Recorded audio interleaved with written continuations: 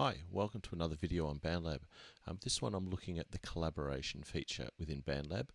This is a feature that I've been asked by many people to create a video, and I'm finally getting around to getting this one happening.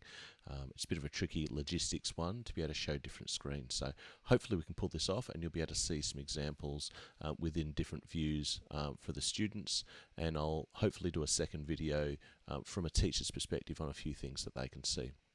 So let's move into the mixer. Or not the mixer yet. Let's create the project. Let's start with that one. So I'm in my class here creating a project. Most people who have been using Bandlabs will know about this. So let's move through it quickly. You can do a brand new assignment, but I'm going to use a template that I've created. Okay, so for this task that I'm setting up for my students, this is a short task to work out how to use the collaboration or collaborators feature of Bandlab. Okay, your task is for each person, so each person in the group, to take turns in adding a new track. Okay, on your tracks, you may use some of your choices here. So you may use loops, MIDI instruments, or even record your own track audio. Okay, remember to name your tracks. So this is just a bit of a habit so that everybody knows which track is whose as we're going along. So let's publish this.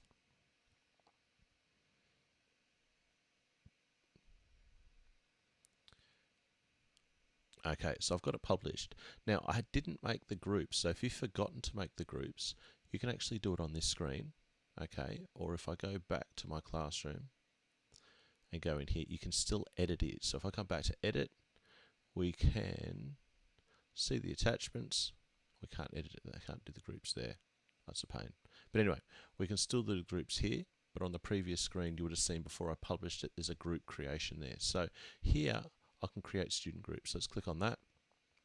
Under here you'll see the names of your students. So you can see I've got two students here, Angry Drummer and Test Student. So I'm going to put my two test students within the same group. So I start typing them.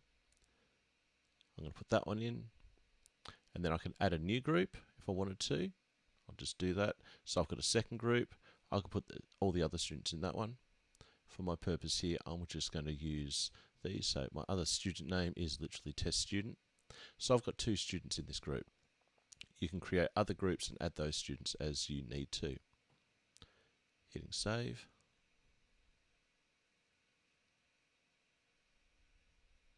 Okay, so I've got my group. You'll see your other assigned groups down here. Okay. The next part, I guess, is to jump into the student views. So with the magic of technology, hopefully you'll be back within a second to see that. I've got to go set this up. So welcome back. Here we are in one of my student groups. So let's now change some settings, and hopefully I'll get both of these on the screen at the same time. So hopefully now you can see both screens. I've got over here my test student, and over here I've got my other test student. So let's start the assignment. So I've got two students, they might start at the same time. So let's go in there. We're doing teacher assignment.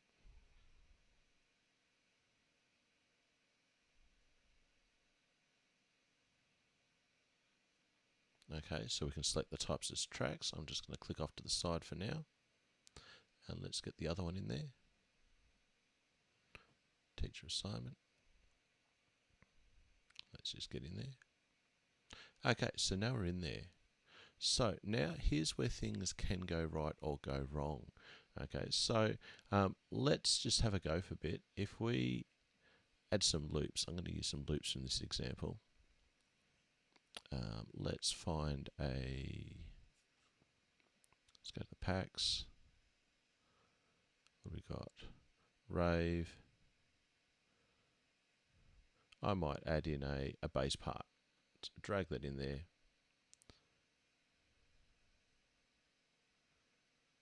And we've got that in there. We line that up there. So I've got a sound here. I could be developing that. Let's go over to the other students. So they've gone in there as well. And they're going to add a track. Browse the loops.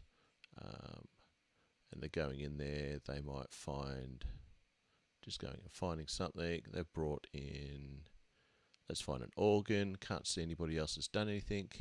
And put that in there. Okay, so we've got something in there. So these two students, they haven't worked out who's logged in or anything like that at this point. They've just gone and done something. So what happens if I go hit save? So just taking note of, we've got a rave 2020 beat 03 over here, and on the other one we've got the silver organ part there. So let's hit save.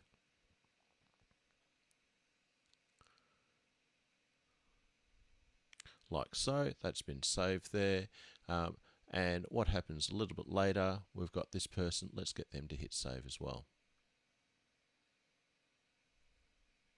So now they've gone and saved it. So let's go log out. They've both done their track. They don't know what's happened from the other perspective. So let's exit out. Let's exit out on the other one. Okay, so the students, they've gone, they've added their track. They don't know that the other students have done that. So let's go back into the mixer. They're coming back and doing their work. So they're both hopped in there again.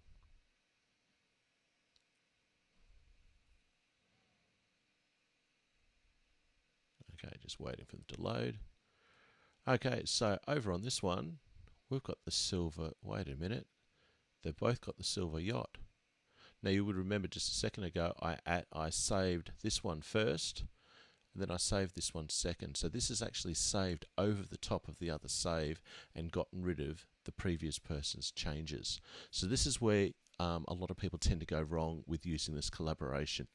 Yes, you can both access this thing, but you've got to know who's accessing what and in what order. So let's try and start again with some of this stuff by actually using collaboration. So down here, we're going to click on that, and we can see that there's two people that can also click that, and there's some previous chatting that's going along there. I'll go click on the collaboration on the other one. And we can see also there's a bit of a chat going on there, and you can see the people that are linked up. So I've got my teacher account has got the hat, I've got my animal account, and I've got the beaker account. So nothing's been started yet. So anybody can save and submit at this point in time, but we can't see who's actually been doing anything. So let's start with this account is going to start the live session. So they've got there first, for example. We can see the test student has started the live session. You are live. And over here up the top it says test student is editing. So that's this account over here. Okay. Now, over on this account, we can see live session is in progress. If I get rid of that one for a second, you've come in here. There's no real notification that there's something in progress at the moment. So you've got to make sure you get your students to actually click on here, and they'll see that a session's in progress. So what this student has to do now is click Start Live Session. So let's click Start Live Session. And we can see you are live. And over here, Angry Drummer has started, so they know that they're live as well. Okay, so now we know that two students know that they're both online. One has the editing feature over here, test student is editing, and over here, Angry Drummer is editing. How is that possible that both of them are editing? What have I done wrong here? So, let's see all live sessions. So I've got two live sessions going on here. Okay, so we've got to see a few things. Let's end the Angry Drummer one.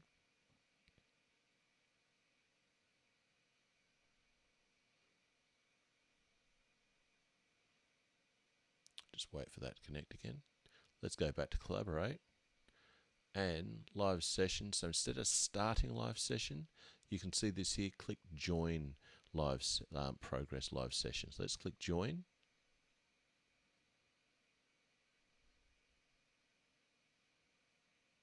Okay, now we've got what we want to be. So they can see that test student is editing. They're watching. You would have seen a few pop-ups here. Test student is editing. So over here, I can play it. I can watch things. So let's go over to test student, and let's just move a few things around. So over here, they can see live that something's happening, that something's getting worked on here. Okay. I might add another loop track. Let's just grab something random. I've got a bass, for example. Let's add a keys part. So I might add a keys part in. This is a bit random. I don't know what this will sound like. So you can line things up, move things around. Okay. And then they might hit the save button. Okay. Let's go back to the collaboration over here.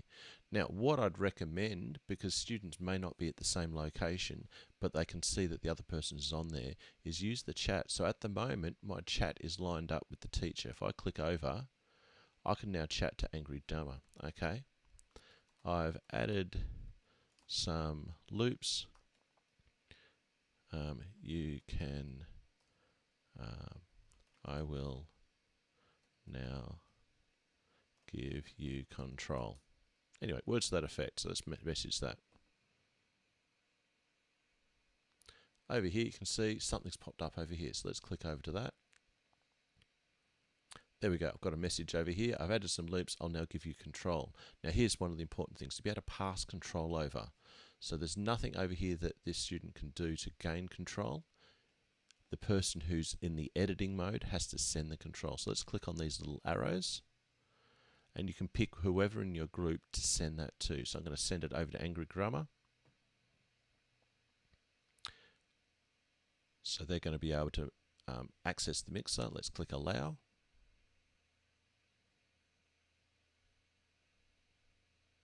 Okay, so this has changed to Angry Drummer is editing. Over here, Angry Drummer is editing.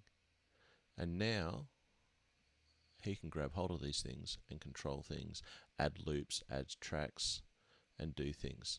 Just bear in mind that they can also, so if I delete this track, they've got the control to do those things. I can undo it at that point, but up until the point of saving, once it's been saved, you can't go back and undo anything after a save point. So be really careful of those things. So quick recap. When you go in here, definitely go straight to the collaboration. Check out if somebody's already started a live session. If they have started a live session, join that live session. Okay, and use the chat to be able to communicate to the people that are actually active within this live session.